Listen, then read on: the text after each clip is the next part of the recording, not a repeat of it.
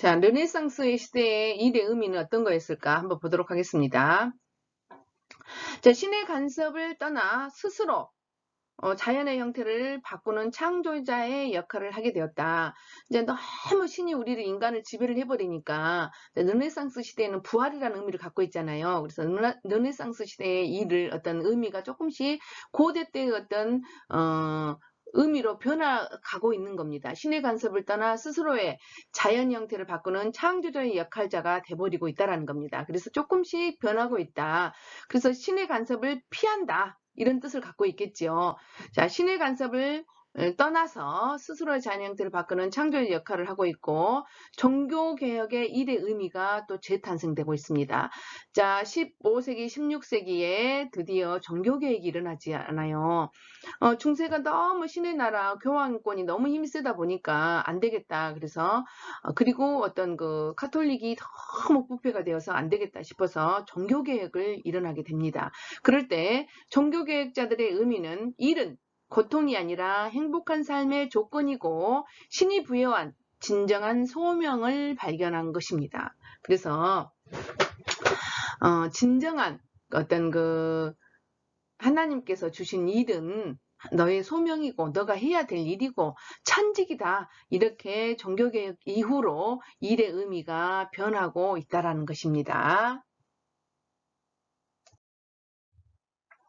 자, 장인정신을 한번 보도록 하겠습니다. 장인정신의 의미와 역사, 장인이라는 것은 일정한 직업에 전념하거나 한 가지 기술을 전공하여 그 일에 정통한 사람을 말한다. 그러니까 장인이라는 것은 정통해야 된다면은 거기서 일인자가 된다라는 것은 한 가지 기술을 갖고만 되는 것이 아니잖아요. 그 장인이라는 것은 너의 어떤 그 정신까지도 포함된 것이다. 이게 장인이다. 라고 이야기를 하고 있습니다.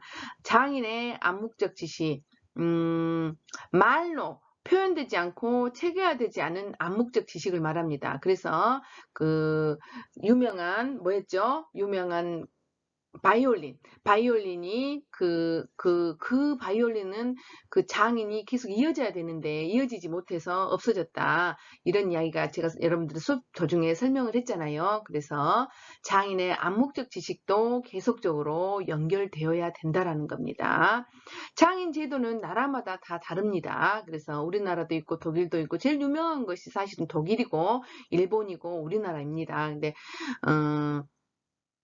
독일 같은 경우는 아주 잘 돼 있고 일본도 마찬가지로 그 어떤 장인의 어떤 일 때문에 그 칼만 만들어도 몇백 년을 가는, 지금도 뭐 우동집 하나에도 100년, 200년을 가는, 내가 도쿄 대학을 나왔다 해도 지금 우리나라로 말하자면 서울대를 나왔다 하더라도 아빠가 더 이상 그 일을 못해, 우동 장사를 더 이상 못해, 그러면 그 가업을 잇기 위해서 자기가 하던 일을 그만두고 어때요?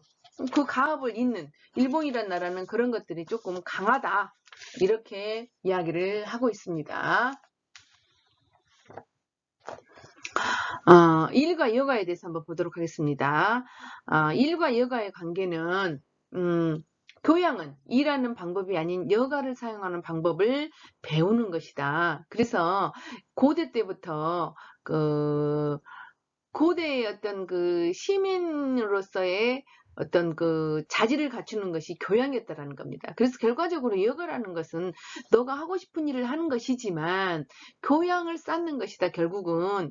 그래서 일과 여가는 병행되어야 한다, 이렇게 이야기를 하고 있습니다. 그럼 여가의 의미라는 것이 뭐냐? 사실은 일이 있기 때문에 여가가 있는 거잖아요. 억압으로부터의 탈피를 의미한다. 오늘의 교양 교육이 여가라는 겁니다. 그래서 자, 일이 없다면 여가가 있는가, 필요가 있는가? 그건 필요가 없다. 그래서 일이 있기 때문에 여가라는 말도 있는 것이다, 이렇게 이야기를 하고 있습니다.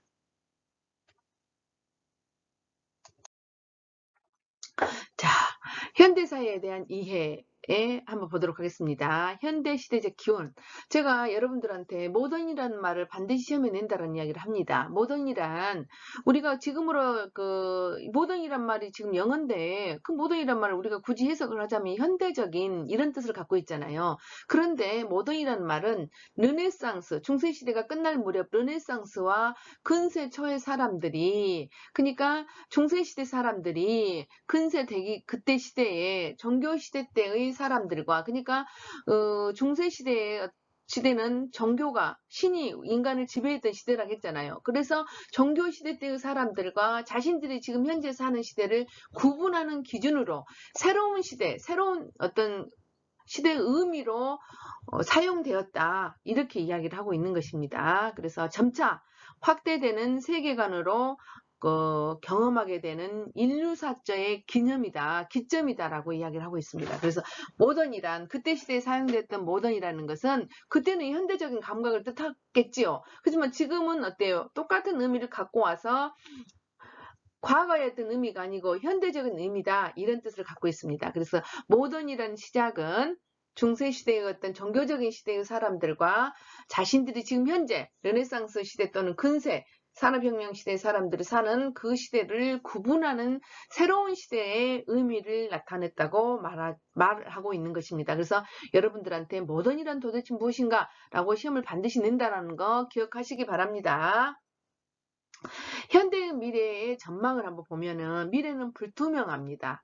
어떻게 전개되어질지 예측하기가 힘듭니다. 불과 몇 개월 전에 코로나 바이러스가 지금 어떤 세계적인 팬데믹으로 이렇게 시대가 될 줄 어떻게 알았습니까? 현대에서 지금 날아다니는 비행기를 만들겠다고 지금 연구가 이미 들어가 있잖아요. 그래서 제가 10년 후면 이미 시판된 데도 있습니다. 이미 계약한 사람도 있습니다. 10년 후면 시판될 가능성이 높아지고 더 열린 마음으로 미래를 준비하지 않으면 안 된다. 우리 대학교 때 각자 차를 갖고 있는 사람이 없었어요. 집에 대학교 때 있는 제 친구들 중에 차에 있는 사람이 집에 대학교 때 없었던 것 같아. 한 명 있는데 그 애는 이제 서울로 대학을 가버렸기 때문에 거의 집에 차 있는 사람이 대학교 때 없었어요. 거의 없었어요. 그런데 저희가 지금은 집에 차 없는 사람이 거의 없을 정도로 드문 일이잖아요. 반대 현상이 일어났잖아요. 벌써 불과 제가 대학 졸업한 지가 몇 년입니까? 35년 정도밖에 되지 않습니다. 그런데도 불구하고 35년 후에 이미 이런 세상이 바뀌어버렸어요. 그렇다면 여러분들이 지금 대학 시절하고 여러분들이 40, 50대 되었을 때의 어떤 사회적 분위기는 엄청난 변화가 일어났을 것이다. 그렇기 때문에 여러분들이 지금 어떤 현대의 미래를 전망하지 않으면, 그리고 계속적으로 공부하지 않으면 안 된다. 그래서 여러분들한테 계속 강조하고 있는 것이 그겁니다. 지금 시대가 어떻게 변할지 모르니 시대적 변화의 어떤 감각을 따라라. 여러분들한테 계속적으로 강조를 하고 있습니다. 그래서 여러분들한테 또 이야기하고 또 이야기하지만 종교개혁이 일어났던 시대에 구교를 믿는 사람들과 옛날에 믿었던 그 종교를 계속 믿었던 사람과 종교개혁으로 새로 생긴 그 믿음이지만, 어떤 카톨릭이라는 것은 근본적으로 갖고 있지만 그것을 개혁해서 새로운 종교가 탄생이 됐잖아요. 그걸 개신교라고 제가 말한다고 했잖아요. 그 개신교로 탄 사람들은 그때 산업혁명이 일어났던 시대에 빨리 마음을 그쪽으로 기술을 익히고 그랬다고 했잖아요. 근데 구교인들은 대부분이 간의 수공업을 계속 이어갔다고 했잖아요. 근데 지금 4차 산업혁명의 시대에서는 여러분들이 AI를 공부하지 않으면 안 된다라고 제가 이야기를 하잖아요. 그때 시대하고 역사는 흐르고 있기 때문에, 반복되고 있기 때문에 똑같은 시대가 다시 도래됐는데 우리는 옛날에 어떤 사고를 계속 가지고 있으면 안 된다. 새로운 시대, 새로운 어떤 생각들을 가지고 새로운 기술을 배워야지만이 이 시대를 살아갈 수 있다. 여러분들한테 계속적으로 강조를 하고 있는 것입니다. 현대사회의 부정적 성격을 한번 보도록 하겠습니다. 기교론적 세계관. 자본주의 등장으로 모든 것을 돈의 크기로 생각을 해버렸습니다. 이거를 기계론적 생각이라고 우리가 이야기를 하고 있다. 어때요? 어쩔 수가 없잖아요. 자본주의 돈이 할 수 있는 것들이 90%가 넘기 때문에 우리가 돈 하고 살아가잖아요. 그런데 10%만큼은 제가 돈을 할 수 없는 것들도 있다고 제가 이야기를 했지요. 그래서 돈을 할 수 없는 것들도 있다. 그래서 우리가 돈을 너무 무시하고 살아가면 안 된다. 이런 이야기도 여러분들한테 했습니다. 근데 이런 것들이 그러다 보니까 부정적인 성격으로 연결돼 버린다. 결혼까지도 사랑과 사랑으로서의 연명이 돼야지, 이렇게 각자 둘이 이렇게 이루어져야지만이, 사랑과 둘이 좋아서 해야지만이 뭔가 에너지가 되고 시너지가 되는데, 그것마저도 결혼도 어떤 기계론적 돈의 크기로 인해서 결정이 돼버린다. 좀 안타까운 현실이다라는 겁니다. 또 가상현실로 존재하지 않은 것들이 만들어 놓은 인공물들이 탄생해 버린다. 이게 여러분들한테 말하는 미키마우스를 설명했습니다. 미키마우스는 아는데 살아있는 생쥐를 모르는 아동이나 학생들이 생겨나고 있다는 겁니다. 작은 일부분에 지나지 않지만 만화 영화로 인해 가상과 현실 구별이 안 되는 학생들이 나오고 있다는 겁니다. 제가 여러분들한테 설명했습니다. 제가 상담을 하나 했는데 중학생인데도 불구하고 일본 만화에 빠져갖고 있어요. 그래서 일본 만화에 빠지다 보니까 일본 만화의 현실이 가상 현실인지 현실이 지금 그 어떤 도래되었는지 이걸 모르는 거예요. 가상 현실인지 현실인지 도대체 구별을 못하고 가상 현실은 현실로 망각해버리고 가상현실인가? 이렇게 착각해버리고 이런 시간들을 살고 있다는 겁니다. 그래서 너무 고달픈, 왜냐면 가상현실이 지금 현실로 생각하면은 그 현실로 가상이 안 되니까 지금 혼란이 오고 있잖아요. 그래서 힘들어하는 학생들을 본 적이 있습니다.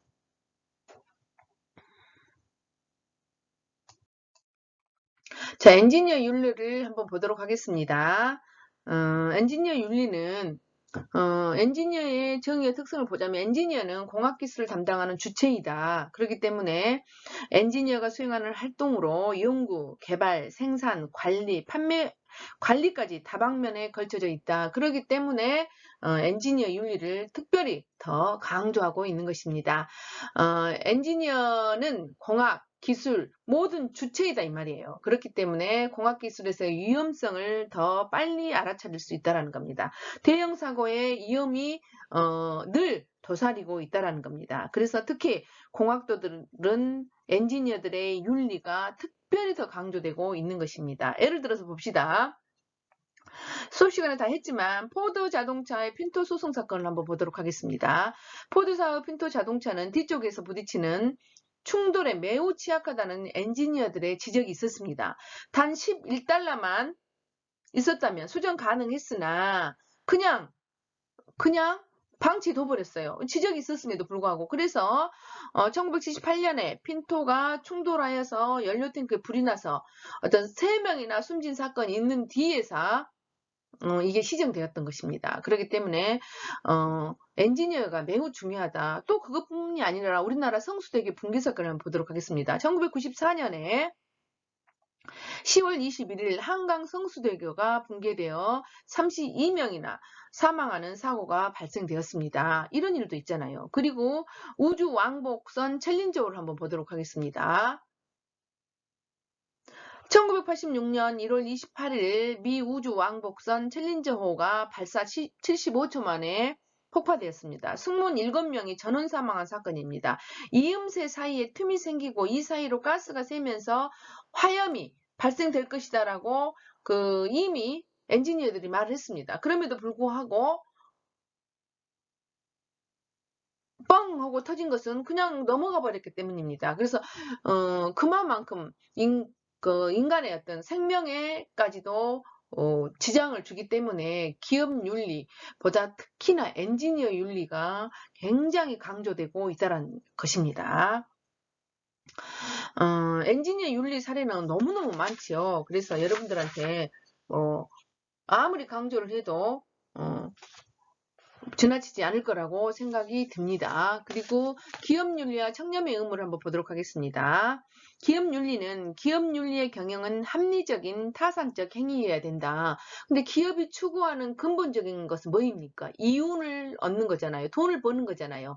그런데 그 돈을 버는다는 것이 도덕적으로 행동하는 것이 결국에는 기업의 이익을 가져다 주는 경우가 실제로 많다고 말하는 겁니다. 얘가 어떤 예였냐면, 자, 존슨앤존슨의 타이레놀 덕곡물 투여 사건이 있었죠. 근데 이 사장은 어땠어요? 뉴욕에만 뿌려졌던 것들을 해소하자. 그러니까 아니다. 전체 다 해소하자. 한 명이라도 죽어서는 안 된다. 혹시라도 어디에 투여가 됐을지 모르니까 전부 해소해버리자 해가지고 타이레놀을 전부 해소를 해버렸습니다. 그럼으로 인해서 3년 동안 굉장히 고초를 당했습니다. 물론 주식회사다 보니까 주주로부터 어떤 협박도 많이 당했습니다. 그런데도 불구하고 3년 후에는 다시 일어났잖아요. 왜? 소비자 너 믿을만 하구나. 앞으로 네 회사 거는 내가 사지. 이런 생각을 했다는 겁니다. 그래서 기업 윤리라는 것도 결과적으로 돈을 벌기 위한 것이지만 이윤이 목적이지만 결과적으로는 그 윤리의 어떤 경영이 있어야만 돈을 벌 수 있다. 그래서 멀리 거시적으로 보게 되면 윤리적 기업이 결국은 살아남는다라고 이야기를 하고 있는 겁니다. 그리고 또 불매운동을 일으켰던 옥시레키 벤키저라는 옥시크린 회사 있잖아요. 그 회사는 결과적으로 불매운동을 일어났잖아요. 너 이렇게 가습기 살균지 사건으로 인해서 우리 사람이 죽었는데 너 그렇게 하면 안 돼. 그때 계속적으로 변명만 하니까 책임지지 않으니까 그러면 불매운동 하자. 결국 우리나라에 있는 옥시크린 회사는 결국은 망했습니다. 이렇게 돼버린다는 겁니다. 근데 우리나라에 또 가장 착한 기업으로 유명한 곳이 뭐예요? 요한킴벌리가 있잖아요. 우리나라에서는 착한 기업으로 알려진 요한킴벌리 윤리 경영이 대표적인 우리 사례로 꼽히고 있다. 그래서 그 매출의 1%는 무조건 사회에 기여를 합니다. 매출이라는 것은 굉장히 큰 의미입니다. 이윤의 몇 프로, 보통 이윤의 1% 그렇지만은 매출의 1%를 이렇게 사회에 기여한다는 것은 어려운 일입니다. 그래서 매출의 1%를 전부 사회에 기여하고 있다는 겁니다. 그래서 결과적으로 기업 윤리라는 것은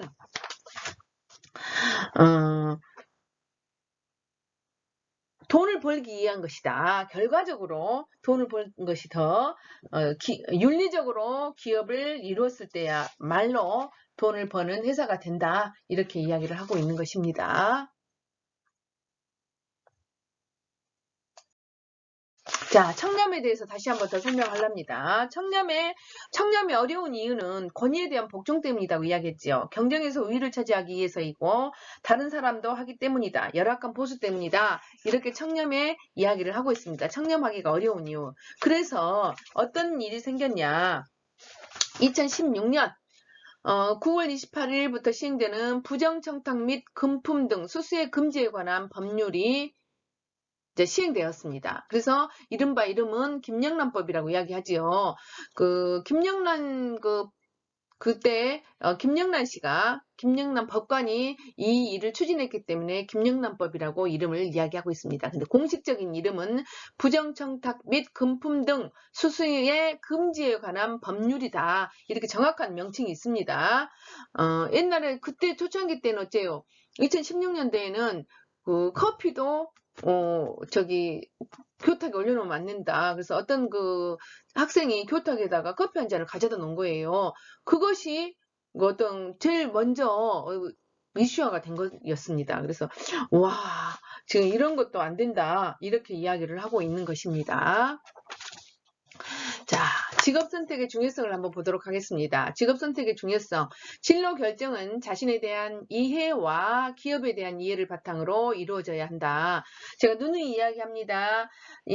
우리의 인생은 선택의 연속입니다. 그런데 직업 선택도 마찬가지로 선택을 해야 되겠죠. 근데 인생관의 선택, 배우자의 선택, 직업의 선택, 이런 모든 것들이 여러분들한테는 반드시 해야 될 것 중에 하나죠. 직업 선택을 해야 합니다.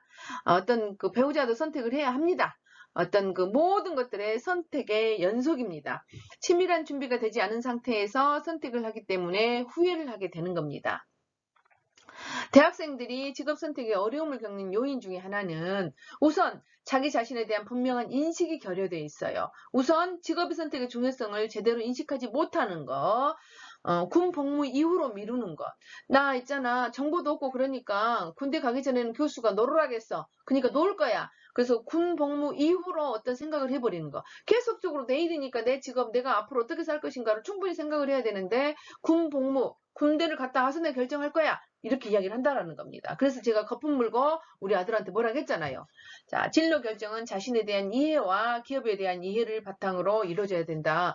내가 내 그 수능 성적에 의해서 지금 학교를 왔어. 학교를 왔다 보니까 거기에 맞춰서 과를 선택을 했어. 그런데 그 과를 선택했는데 나게 안 맞는 것 같아. 그러면 전과를 해야 되잖아요. 복수 전공을 해야 되잖아요. 이렇게 하려면 1학년 성적이 매우 중요하다고 여러 번 강조를 해도 안 되는 겁니다. 우리 아들한테도 마찬가지입니다. 너 아빠가 가라 해서 그 과를 갔으니까 너 생각이 없으니까 고등학교 막 졸업해갖고 어디로 가야 될지 앞으로 미래를 어떻게 전망해야 될지 생각이 없으니까 그러면 네 실력이 이 정도 되니까 여기를 가자 하고 아빠가 선택을 해줬어요. 그러면 아들아 오케이 아들도 오케이 했어요. 그러면 아들아 너가 가서 1년 동안 공부를 해보고 네 적성이 무엇인가 또 1년 동안 어떤 생각을 할 것인가 변화가 올지 모르니까 1학년 성적을 매우 높여놔라. 그러면은 전과가 가능하다. 제가 분명히 100번, 1000번, 만번을 설명했습니다. 그런데 교수님이 1학년 때 공부하지 말고 놀으라겠다고 실컷 놀아갖고 F도 나왔습니다. 그 성적이 어떻게 되겠어요? 지금 이제 2학년인데 복수전공 할 수 있어요? 없어요? 못하잖아요. 왜? 1학년 성적이 안 되기 때문에 누가 받아줍니까?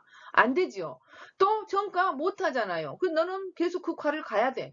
어쩔 수가 없어. 근데 그것도 어째? 여타의 환경에 의해서 내가 그렇게 돼버린다는 것은 좀 안타까운 일이잖아요. 그래서 내가 갈아치기를 해라. 그리고 더 생각을 해봐라. 1년 학교 더 다닌다고 해서 네 인생에 있어서 아무런 지장이 없다. 그래서 1년 더 다니더라도 복수전공을 하던 전과를 하던 이건 네 결정에 의한다. 그렇지만 성적을 올려놔야지만이 너가 전과도 할 수 있고 복수전공도 할 수 있다. 제가 이렇게 이야기를 합니다. 그래도 지금 저 같은 경우 만약에 그렇다면 이 기말고사를 아주 잘 봐야 되잖아요. 무지하게 노력해서 성적을 올려놔야 되잖아요. 그런데 모르겠어요. 여러분도 마찬가지입니다. 1학년 성적이 매우 중요하다는 거 여러분들한테 강조를 하는 겁니다.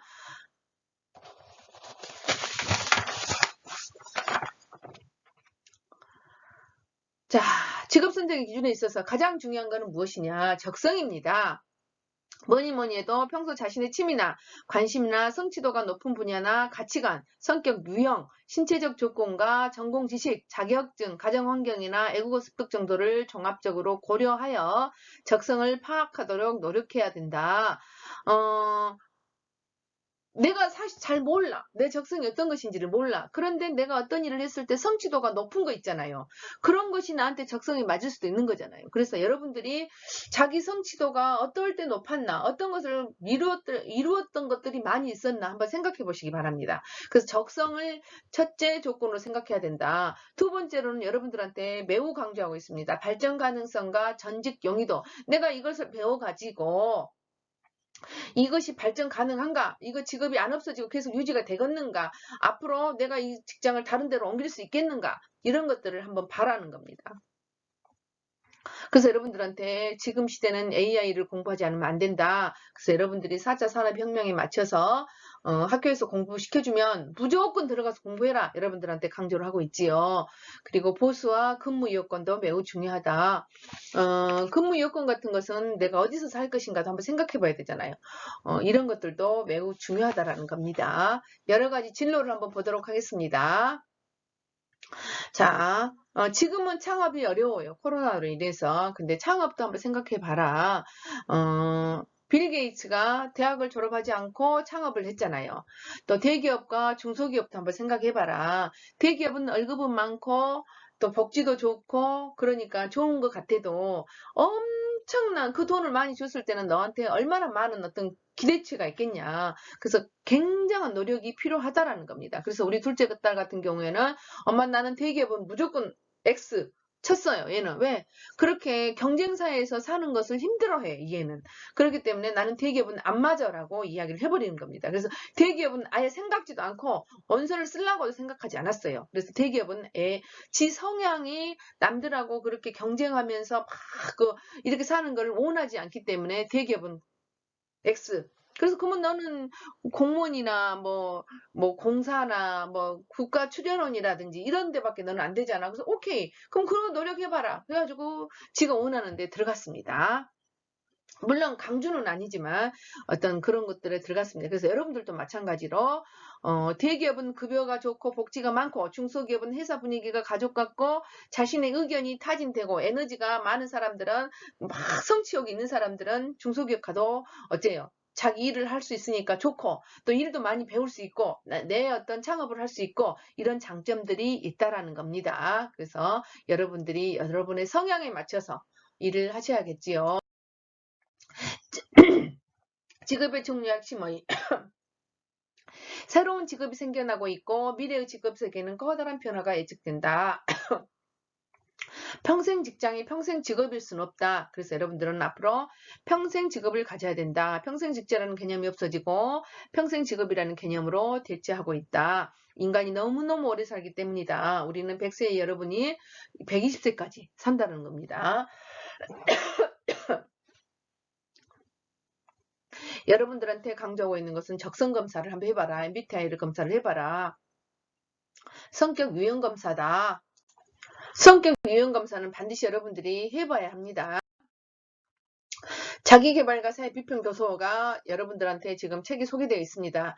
자, 개발서는 일종의 성공을 위한 지침서이다. 이런 것들 꼭 한번 읽어보시기 바랍니다. 책에 나와 있는 거. 제가 이것도 숙제를 내줬었는데 해온 사람이 없어요. 근로기준법, 직장인의 근로기준법을 한번 보도록 하겠습니다. 근로자의 기본적 생활을 보장하고 향상시키며 균형 있는 국민경제의 발전을 기함을 목적으로 제정된 법률입니다. 그렇기 때문에 여러분들이 근로기준법을 반드시 한번 참고하셔야 됩니다. 근로자의 정의, 직업의 종류를 불문하고 사업 또는 사업장의 임금을 목적으로 근로를 제공하는 자를 말합니다. 자, 맺은 말, 직업이 윤리의 미래적 전망을 보도록 하겠습니다. 나와 우리와 함께 가는 공동체를 위한 목표여야 하고 생계를 유지하는 수단이어야 되고 사회 발전을 위한 기회의 의미를 가져야 된다. 자아실현이라는 현대적 덕목까지도 여러분들이 포함돼서 직장을 잘 여러분들이 선택하시기 바랍니다. 자, 이력서, 자기소개서, 면접 이런 것들은 인터넷에도 잘 나와 있고 책에도 잘 나와 있습니다. 한번 참고하시기 바랍니다. 이력서 작성 요령은 사진 같은 것도 잘 보시고 경력사항 또 붙여넣기 할 때 실수하지 않고 잘 참고하시기 바랍니다. 자격증 꼼꼼하게 잘 챙기시고요. 자기소개서 작성 요령은 자기소개에 의해 를 먼저 해야 된다. 제가 우리 큰딸하고 둘째 딸 자기소개서를 보고 깜짝 놀랐다고 했잖아요. 우리 둘째 딸 자기소개를 보니까 너는 합격하겠다. 우리 큰딸 자기소개서를 보니까 너는 이렇게 쓰는 사람이 어디가 있다냐. 이 자기소개서가 네 수필이냐? 네 인생관 쓰라는 거냐? 하고 제가 야단친 적이 있습니다. 그래서 자기소개를 이해를 해야 됩니다. 내가 그 사람들한테 어떻게 잘 보일 것인가를 생각을 해야 되겠지요. 그래서 여러분들이 자기소개 이해를 하고 자기소개를 쓰기 바랍니다. 자, 여러분들한테 지금 25분 두 개를 지금 넘겼는데 이렇게 녹화를 했는데 반드시 출석 체크를 잘 하시고 과제 꼭 제출을 하셔야 됩니다. 그동안 그리고 수고하셨습니다. 기말고사 잘 보시기 바랍니다. 제가 일부러 15차시를 녹화를 한 게 아닙니다. 학교의 지침상 15차시까지 여러분들한테 조금 성의껏 수업을 해라 라는 어떤 지침에 의해서 15차시까지 녹화를 했습니다. 여러분 화이팅입니다.